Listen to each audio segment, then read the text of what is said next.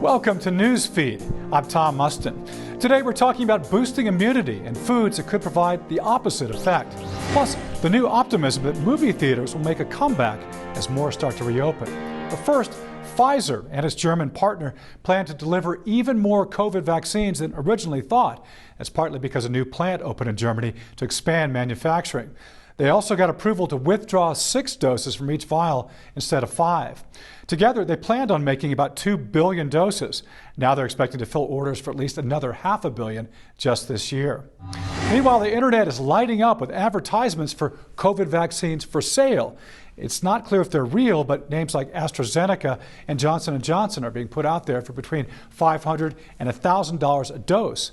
The Checkpoint cybersecurity company found these vaccines for sale and shared them with us. There are also advertisements selling fake negative COVID-19 test results and vaccine passports. As of last week, AMC announced 99% of its theaters were open. Regal cinemas will start opening this Friday. It's been tough for an industry dependent on packing large crowds into enclosed spaces. But as Usher Qureshi reports, smaller theater owners are optimistic the show will go on.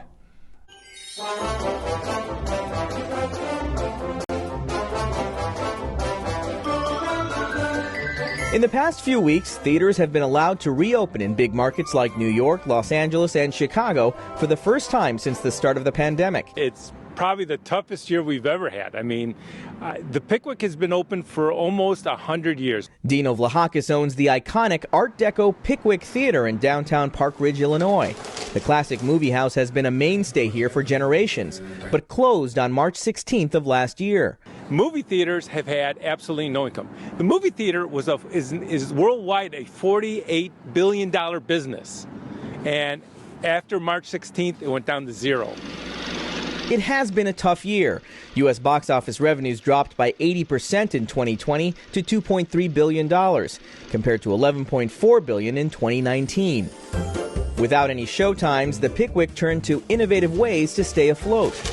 They sold popcorn, candy, and other movie night snacks for curbside pickup, minus the movie. So we'll go home, settle down, and watch a movie. Here you go. During the summer, the popcorn pickup was wonderful. We had good turnout. We did it once a week, and then we opened it to a second day. But we continued pretty much for every Saturday. Thank you so much. They also rented out their marquee for personalized messages. Happy birthday wishes, graduation wishes, save the date wishes, and that's actually been something that we never thought would be we would be doing it, and that turned out to be one of the biggest benefits. But once again, the popcorn is popping. Theaters like the Pickwick, which has 900 seats in its main auditorium, are allowed to operate at up to 25% capacity. When people are in the big theater, they do have a sign of relief because they feel much more comfortable in the big theater because there's nobody near them. While the financial scars of the pandemic will linger for some time, Vlahakis says he has faith in the magic of cinema to help them rebound. I really believe when the movies start to hit, and that's going to be about June, July, when you're going to see a brand new big picture coming out, I think then we'll get back. We're social people, and we love the movies. Reporting from Park Ridge, Illinois, I'm Usher Qureshi. Well, last week we saw new claims for jobless benefits fall to their lowest level since the start of the pandemic, but it's still really tough to get a job right now. A majority of people looking for a job say it's actually become more competitive because of the pandemic, according to LinkedIn. The competitive market and an overwhelming number of applicants, hiring managers are saying that video has become the most important thing for vetting candidates and more important, especially when it comes to soft skills. Those soft skills include things like problem solving, teamwork, and communication. Today, LinkedIn is rolling out a new feature to help you showcase those skills to hiring managers. It's called Cover Story. You'll find an option to add it on your profile page. It's a 20-second video feature that serves as a personalized introduction to a potential employer. When it comes to recording your video message, it really is all about your personality. If you're a veterinarian, have your dog in there with you or a pet. If you're not, it's probably not the right way to go, but you really want to make it an opportunity to showcase your soft skills. You'll also be able to add your gender pronouns to your LinkedIn profile now if you'd like future employers to know those before you apply. Meanwhile, LinkedIn's Workforce Confidence Index shows people have been sticking with their jobs during the pandemic, even if they wanted to switch. They just wanted to make sure they collect a steady paycheck. But as we're starting to see things improve now, the LinkedIn career expert we talked with expects more people will be looking for new positions. Some industries now have hiring rates actually above pre-COVID levels. Those include fields like software and IT and transportation logistics. Next on Newsfeed, some fun. Arcade games like pinball became a healthy distraction during the pandemic. You won't believe the sales and how for some it's turned into a competitive sport. The pandemic started a new trend of bringing arcade games like pinball home. Dan Grossman takes a look at the sport that has turned into some people's basements into a relic of the past. The ambient sounds of nature are a clear indicator that spring has sprung. Just endorphin rush, just constant. If there was ever a name to fit a personality, You've got little beeps and bloops and dings. They all kind of have the same similar like ding, ding, ding, ding, ding, ding, ding, ding, ding. Tim McCool's is it. Oh, look at that. I got chills just thinking about it. At 32, he has this passionate love. My mom, she is the one that really got me into it. Yeah, mostly I'm watching him because he's way better than I am. That only a mother could give. It is a great, wonderful, fun thing. And it was nice having machines at home during the pandemic. During the pandemic, pinball has exploded in popularity. Stern, the world's largest pinball manufacturer based in Chicago, reported sales during quarantine 5 times as high as ever before, with record backlogs to make more machines. Another U.S. company, Jersey Jack, reported selling out of its newest machine in 2 hours back in October. The at-home buying has helped offset any dip in popularity, as these were the places that have allowed the sport to thrive. It's really gone up another level. Dan O'Connor is part of a pinball league in North Carolina, and today is its first day back together. We had a at-home tournament even, and I actually got 3rd place in that. Previously, he was getting beaten by 14-year-olds the likes of Eve Caudill, who picked up the sport after her dad bought a machine for their basement. I was pretty proud of that. Don't want your high score to look ridiculous. Tim's been here long before the COVID spike. A lot of people who probably didn't think about considering buying a machine beforehand, they were like, I need pinball. It's not hard to see why it saw a boost in a time where most things were flipped on their heads. I'm Dan Grossman, reporting. Ahead, a crisis still unfolding in Texas related to extreme winter weather, but you can't tell just by driving through a neighborhood. Plus, this. The death of George Floyd over the summer impacted so many, but has the passion for social justice faded in some communities? We'll take you to a town where they say they are having conversations they did not have before, and we will take a look at the impact those conversations are having.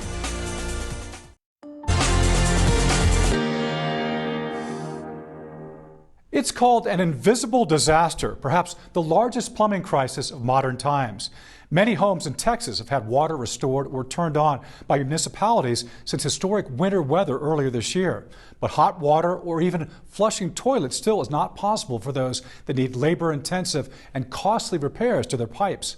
The people who are most vulnerable, which is the elderly, the uninsured, underinsured, disabled, they don't have personal connections to plumbers. So they're waiting. They're being the last served. And that's who we've really targeted in our responses. Water Mission is a Christian engineering nonprofit. Their crews have been on the ground in areas like Austin, repairing pipes and sometimes replacing the entire home's plumbing. Through partners like Plumbers Without Borders and American Standard brand, they put out calls for help. Licensed plumbers from all across the country showed up. There's a story, there was a woman named Lynn, she's a single mother with 3 kids, and they came in and they just decided to repipe her whole house, and she couldn't afford any of it. All these repairs are absolutely free, and they unclogged her drains. They went far enough to even install new fixtures, and then they gave her money, their own money, to buy a new bed because her bed was damaged. And you're dealing with an area of the country that doesn't really deal with frozen pipes for the most part because of the unusual weather. So you even got folks not that accustomed to having to rip into walls, but you're talking about opening up walls. You're talking about pinpointing, leak problems. And obviously you're talking about days of efforts on a given house. Water missions efforts in Texas are entering a new phase now. They no longer need volunteer plumbers, but they are working with local plumbers to provide money and supplies to continue repairs for the most vulnerable. You can find out more about their efforts at watermission.org. Many Americans started having difficult conversations after the death of George Floyd. As Chris Stewart shows us, communities can be successful when they come together. Communities like Edina, Minnesota, a suburb of Minneapolis. Step into Nicole Jennings' book club today. Here to know I don't think this is true. You'll hear conversations she wasn't having with her neighbors a year ago. When you know more, you can do more. This book club was born in the months after the death of George Floyd. The discussion is often about issues at the core of what took place less than 10 miles from where they live in the Minneapolis suburb of Edina. The fact that I'm a person of color. So for me to talk about life is not difficult, but for someone else to talk about my life and my experiences and to understand them from my point of view, it takes a lot. Literally, the world was watching. It takes someone who would want to listen and want to learn and not feel as though anyone's pointing fingers, but my reality is my reality. For 8 years, she's lived in this neighborhood that is mostly white. Unless you get out of your bubble, out of your comfort zone, you'll never recognize what you're impacting and what's also impacting you.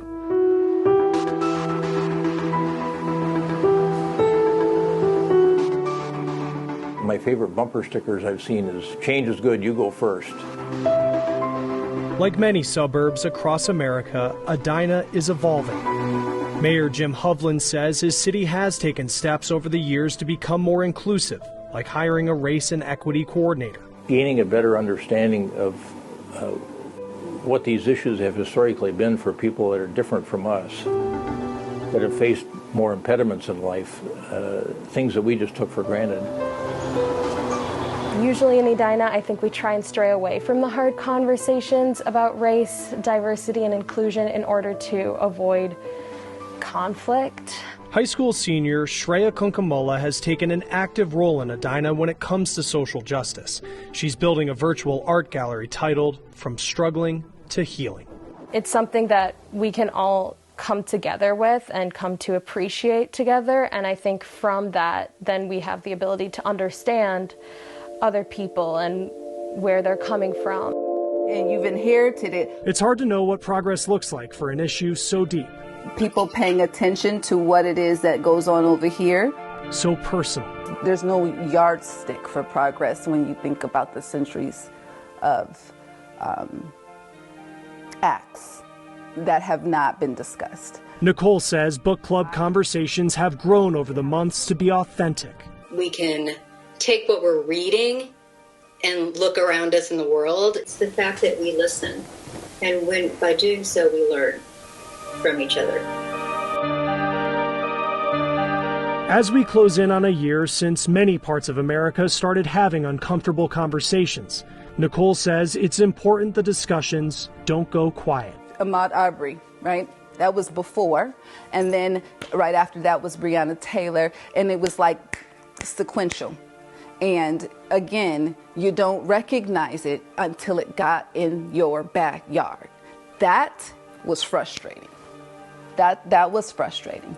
It was that concept. It wasn't the fact that let's talk about it moment. No, I'm eager to do that, actually. So I welcome it. In Edina, Minnesota, I'm Chris Stewart reporting.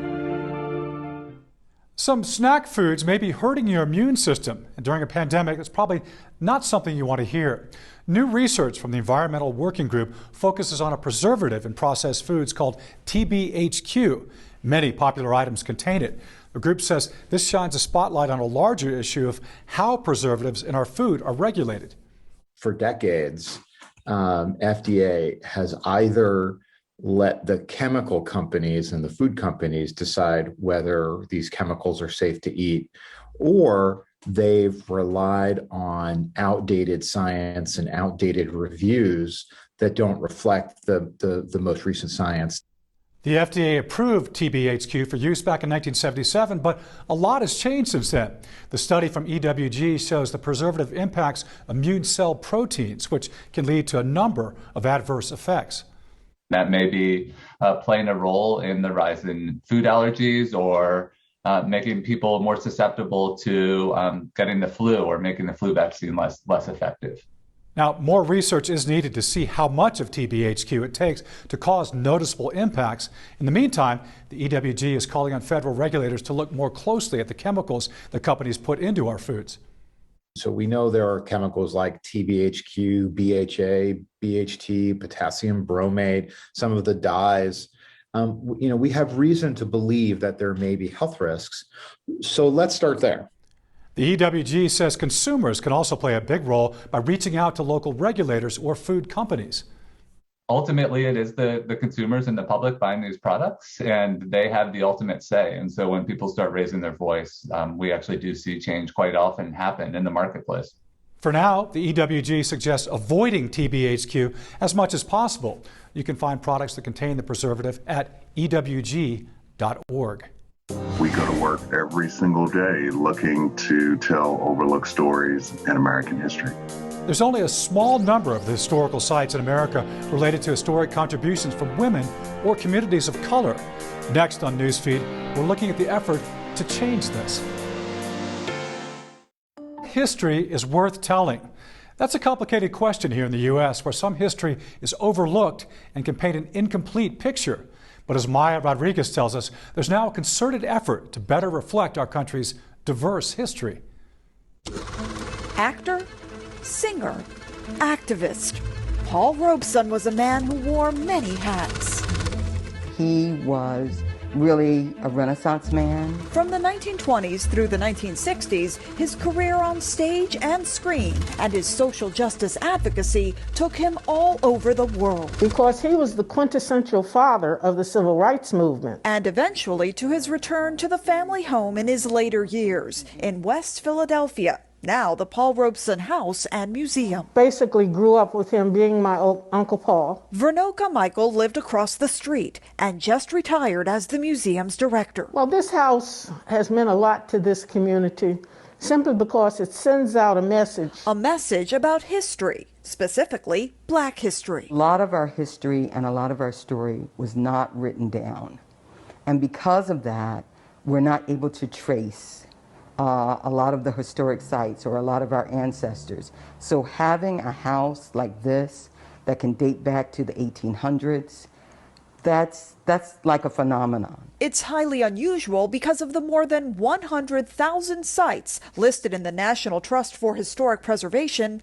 Only 10% are related to historic contributions from women or communities of color.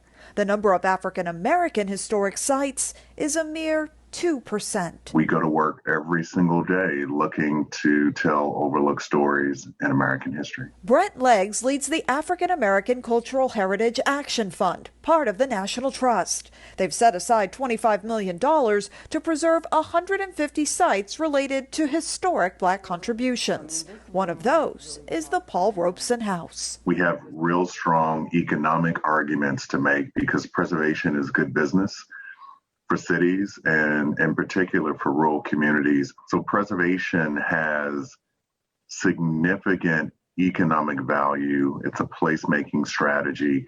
It helps to grow creative economies. The house is starting this whole redevelopment that's really happening in West Philadelphia, and we're at the vocal point of that. And there's work to be done. We would like to finish off the apex because that was never done in this last renovation. In the hopes that added space will add to the history here. But we want to make sure that after we're gone, that there was a footprint, that there was a mark, and there was a story to be told. And not forgotten. In Philadelphia, I'm Maya Rodriguez. Thank you, Maya. And that does it for us today. I'm Tom Mustin. This is Newsfeed.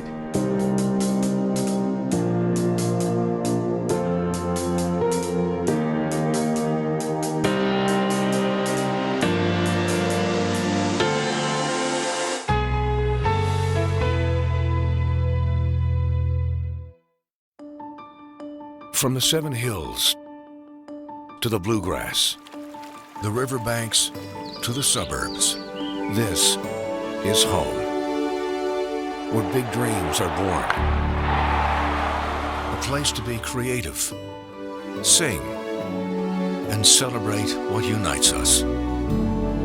Where we work hard to support our families, lend a helping hand to our neighbors in their time of need, celebrating the traditions and events that bring us together, learning from the past to build a better future, where everyone is welcome. And our roots run as deep as the love we have for this place. Because this is our home too. Owned by the same Cincinnati company for more than 70 years. And what matters to you matters to us.